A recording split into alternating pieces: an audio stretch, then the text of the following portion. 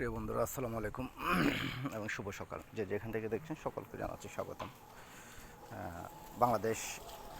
বাংলাদেশে প্রতিষ্ঠিত একটা এনজিও কোম্পানি, সেটা হচ্ছে জাগরণী চক্র ফাউন্ডেশন, 46/মুজিব সড়ক, যশোর। এই জাগরণী ফাউন্ডেশনে এনজিওতে বেশ কিছু পদে নিয়োগ বিজ্ঞপ্তি প্রকাশ করেছে, বিশাল পদে। কী কী পদে নিয়োগ করেছে আমি একটু সংক্ষেপে বলে যাব, তোমরা একটু বিস্তারিত পড়ার চেষ্টা করবো, যেহেতু সবার তো আসলে লং টাইম ভিডিও দেখার ধৈর্য এবং সামর্থ্যটুকু নাই, সেই জন্য 1 নম্বর পদে নিচ্ছে জেনারেল ম্যানেজার। এটা সার্ভিস গ্রেড, ওদের নিজস্ব প্রতিষ্ঠানে একটা গ্রেড সিস্টেম আছে বেসরকারিতে। সার্ভিস গ্রেড হচ্ছে 7, নিবে হচ্ছে 4 জন। মাসিক বেতন হচ্ছে 74,324 টাকা করে। এছাড়াও অন্য সুযোগ রয়েছে। যাই হোক, 2 নম্বরে নিবে ওরা শাখা ব্যবস্থাপক, সার্ভিস গ্রেড হচ্ছে 11। এখানেও কিন্তু প্রচুর লোক নেবে, এটা হচ্ছে 110 জন। শিক্ষানবিশকালীন বেতন হচ্ছে 40,000 এবং নিয়মিত হলে 50,070 টাকা হবে। এছাড়াও অন্যান্য সুযোগ সুবিধা রয়েছে, এটা তোমরা বিস্তারিতটা পরে নেবে।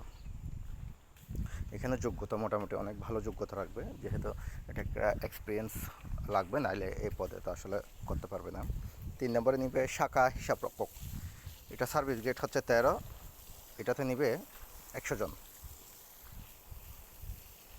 এটাও তো ভালো স্যালারি আছে, সর্বসাকুল্য 30,000 টাকা। এগুলো স্থায়ী হলে তখন 37,370 টাকা হবে।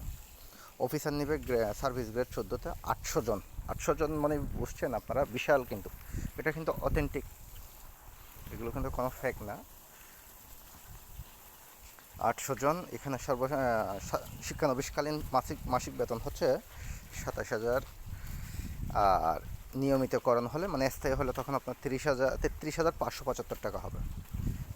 বাংলাদেশের যেখানে স্থানে কাজ করতে হবে এবং অন্যান্য সুযোগ সুবিধা রয়েছে। আর পিয়ন কাম হচ্ছে গার্ড, মানে সিকিউরিটি আর কি। অনেক সময় পিয়নের চাকরি করতে হবে, আবার অনেক সময় সিকিউরিটি লাগতে পারে, যখন সিকিউরিটির অভাব থাকবে আর কি। যাই হোক, সার্ভিস গ্রেড হচ্ছে 17, প্রায় নিবে 100 জন। বেতন হচ্ছে 15,000 টাকা। ঠিক আছে। এছাড়াও কোম্পানির অন্যান্য সুযোগ সুবিধা রয়েছে, বাংলাদেশের যে কোনো জায়গায় কাজ করতে হবে। এই সিকিউরিটি এবং কাম পিয়নে বয়স হচ্ছে সর্বোচ্চ 30 বছর, পড়ালেখা হচ্ছে এসএসসি। এখানে সুযোগ সুবিধাসমূহ হচ্ছে, আমি যদি একটু বলি, সরকারি নিয়মে এনজিওগুলোতে বড় বড় যারা এনজিও কোম্পানি আছে, এরা কিন্তু সব ধরনের ফেসিলিটি দিতে চায়। প্রভিডেন্ট ফান্ড, গ্র্যাচুইটি, উৎসব বোনাস সব কিছু আছে। কিন্তু একটা জিনিস আমি বলি আপনাকে, সমস্যাটা না, এটা হচ্ছে চ্যালেঞ্জিং পেশা। বাংলাদেশের এখন বর্তমানে প্রতিটি সেক্টরে চ্যালেঞ্জিং হয়ে গেল। সেটা হচ্ছে আপনাকে এনজিও কোম্পানিতে আরেকটু চ্যালেঞ্জিং হচ্ছে, আপনাকে ঋণ দিতে হবে এবং নিতে হবে। এই ব্যাপারটা হচ্ছে আপনাকে দিতেও হবে, একটা কোম্পানির টার্গেট থাকবে সাপ্তাহিক, মাসিক এত, আপনাকে আবার কালেকশন করে নিতে হবে। না দিলে আপনার রাত্রে গিয়ে হলেও নিতে হবে, না দিলে আপনার থেকে পকেট থেকে হলেও দিতে হবে। এটা হচ্ছে চ্যালেঞ্জিং। এখন কথা হলো যে ভাই, বাংলাদেশে এত হাজার হাজার এনজিও কোম্পানি করতেছে না, কালেকশন তো ঠিকই করতেছে, দিচ্ছে। কথা হলে তো আপনি মাইন্ড সেট আপ যদি ওইভাবে করতে পারেন, আপনি কাজ করতে পারবেন। আপনি যদি ওইভাবে সেট আপ না করেন, তাহলে হবে না, সেটা যেখানে হোক, যে সেক্টরে হোক। সো আমি বলবো এনজিও কোম্পানিতে আপনারা যান। তোমরা যারা জুনিয়রও আছো, এখনই শুরু করো, অনেক কিছু শেখার আছে। এনজিও কোম্পানিতে চাকরি করে অনেকে এনজিওর মালিকও হয়েছে। ঠিক আছে। কথা হলো যে আগে ব্যবসাটা শিখতে হবে, জানতে হবে কীভাবে কী করে না করে।